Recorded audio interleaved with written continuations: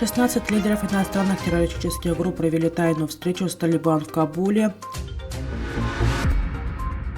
Пограничная служба ФСБ России получила списки граждан, подлежащих мобилизации. Армения не приняла участие в учениях ОДКБ в Казахстане. Количество жертв при стрельбе в Ижевске возросло до 17 человек. Фронт национального сопротивления Афганистана со ссылкой на осведомленный источник сообщил, что 16 лидеров иностранных террористических групп провели в Кабуле тайную встречу с официальными лицами движения «Талибан», а потом в сопровождении талибов побывали в северных провинциях Афганистана – Баглане, Кундузе и Бадахшане. Правительство талибов пока никак не отреагировало на это сообщение. Хаджи Форган, лидер исламского движения Восточного Туркестана, Мавлави Ибрагим, руководитель группировки Джамаат Ансаруллах, Шай Закир, глава исламского движения Узбекистана, Абдулхак Уйгури, представитель террористической организации Аль-Каида на севере Афганистана и другие 20 августа прибыли в Кабул и в течение 3 дней гостили у Хаджи Афзала. Высокопоставленный член сети Хаккани в Кабульском районе Вазир Акбархан, говорится в сообщении, опубликованном 26 сентября на сайте Фронта народного сопротивления Афганистана.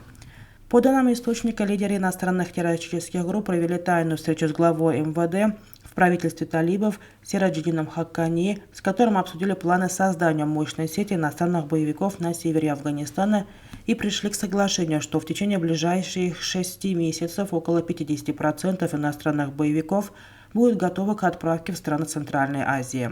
Сообщается также, что общее руководство сетью иностранных боевиков на севере Афганистана лидеры сети Хаккани возложили на Мавлави Ибрагима, руководителя группировки Джамаат Ансаруллах. Пограничная служба ФСБ России получила списки граждан, подлежащих мобилизации, и не выпускает попавших туда из страны. Об этом сообщает издание БЭЛ со ссылкой на 4 анонимных источника в авиационной отрасли. Имена вносятся в общую информационную систему погранконтроля МИР, получающую всю информацию о запретах, говорит один из источников. База обновляется порционно, запреты от военкоматов поступают из разных регионов с разной скоростью.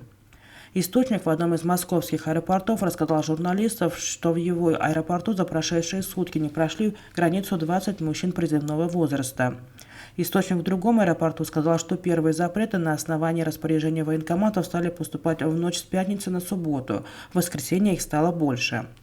2 собеседника БЭЛ сказали, что ограничения на выезд касаются не только пассажиров, но и членов экипажей, и уже были случаи запретов на выезд для пилотов и бортпроводников.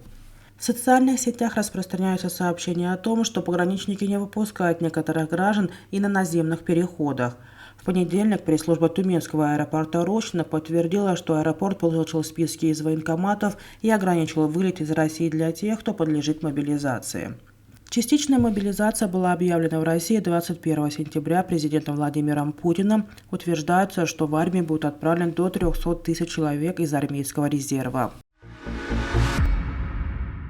Военные Армении не приехали в Казахстан на учения в рамках ОДКБ, об этом сообщает издание «Инфоком» со ссылкой на Минобороны страны.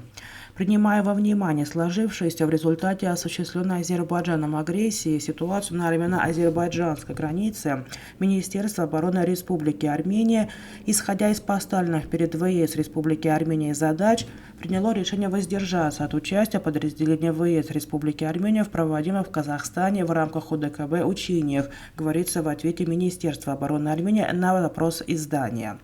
С 26 сентября по 8 октября в Жамбылских и Алматинских областях проходят учения с коллективными силами оперативного реагирования ОДКБ, взаимодействие 2022, поиск 2022, эшелон 2022, сообщала ранее Минобороны Казахстана. В ОДКБ входят Казахстан, Кыргызстан, Россия, Армения, Беларусь и Таджикистан.